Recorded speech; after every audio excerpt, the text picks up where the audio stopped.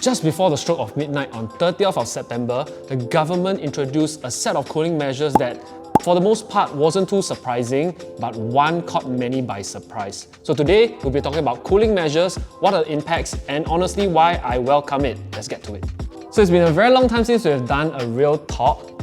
Really sorry about it because we have been very busy with the renovation of our new office, but we absolutely need to do a real talk now. And I think by the time this video comes out, right, we would have hit 3K subscribers.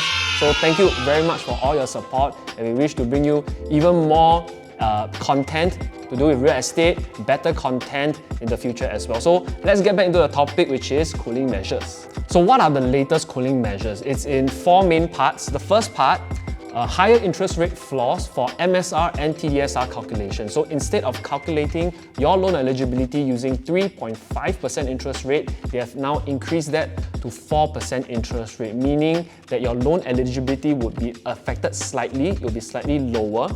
The second one is that there is a new interest rate floor of 3% for HDB housing loans. However, the fixed rate of 0.1% above prevailing CPF OA rate, which is 2.5%, is still the same.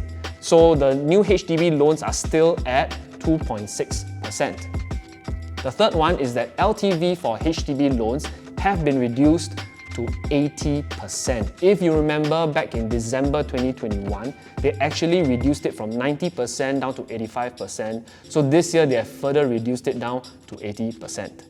And lastly, which is the one that everybody is complaining about, is the 15 months wait out period for any private property owners who are selling their private property to be able to buy a HDB resale in the market. And 15 months is a very long wait out period. So this doesn't apply to seniors who are above 55 years old and are buying a 4-room flat or smaller, and both spouses have to be 55 years old and above. Before I get into what I think are the impacts on the market, let's talk about why I feel that these measures are absolutely necessary. So if you guys watched my previous video on whether I think HDB prices will continue to go up or not, you would know that I believe that HDB prices will begin to fall due to a combination of factors. Number one, post-COVID normalcy returning, right? Number two, an increased supply of MOP BTOs hitting the market next year. And to complete the conditions for HDB prices to go down, I predicted that HDB would actually implement cooling measures very soon, and they did. HDB has hit an all-time high of 167.8 on the resale price index, and if you look at the cooling measures introduced, it is painfully obvious what the government is trying to do, which is to curb the skyrocketing HDB prices and let it return back to what HDB is supposed to be, which is affordable housing. The cooling measures are also necessary to introduce prudence in Singaporeans when they are buying something as big of an investment as a property. This is so that the general price movement of the market will follow economic fundamentals and not cause a destabilizing correction in the future. Now, as we all know, interest rates are climbing upwards, and many are afraid of an impending recession. So it only makes sense that the government is introducing these measures so that people are more careful with their finances. But do I think that they could have handled the details of the measures a lot better? Definitely, especially the 15 months wait out period. To be specific, right, the 15 months wait out period applies to private property owners who have already sold or are going to sell their private property and then later buy a HDB resale property.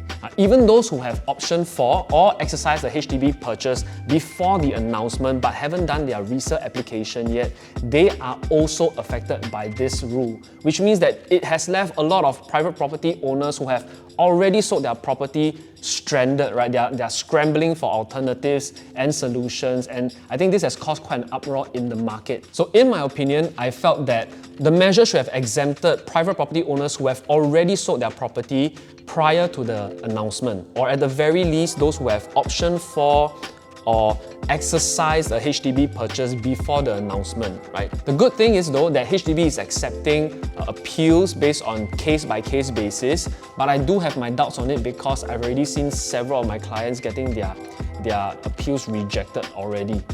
Now on to the impacts on the market. So I believe that the measures will impact the market in these 3 different areas. Number 1, HDB prices. If you have watched my previous video, right, you will understand a lot more by watching that video. But on top of that, the recent cooling measures will actually reduce the number of buyer pool for HDB flats in the market. In particular, this set of buyer pool, which is the private property sellers, will be reduced drastically. Now, this set of buyers are actually very significant because they are the ones who gave rise to the popularity of million-dollar homes or million-dollar HDB flats in Singapore. So, combined with the macro factors that I mentioned in the previous video and the micro factors of cooling measures, I do believe that HDB prices would go downwards. Secondly is private property prices. Now, because more private property owners are reluctant to sell because they can't downgrade, there will be a lower supply of own stay private condos like 3-bedders or 4-bedders. With a lower supply, there may be an increase in prices. Also, older resale private properties and also MOP ECs may rise in popularity because they are the next best alternatives or cheaper alternatives for private property sellers to buy into. And lastly, the OCR type of resale properties may gain in popularity as well because of their relatively cheaper prices.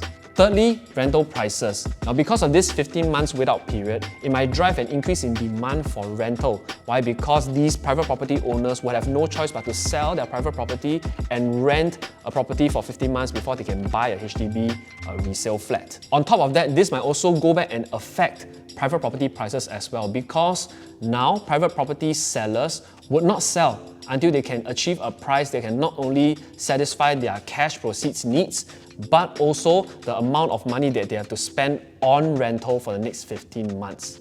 But of course, these are just possibilities and it will depend largely on if there are more cooling measures that will be introduced in the next 1 or 2 years, which is a very real possibility.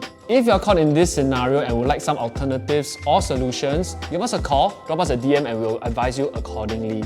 If you like this video, please go and like the video, share the video, and most importantly, we hope that you can subscribe to the channel. This is Louis from LoukProp and I'll see you in the next Real Talk with LoukProp. Bye! Actually quite comfortable. Oh. Shiok. Whew. 还看得到啊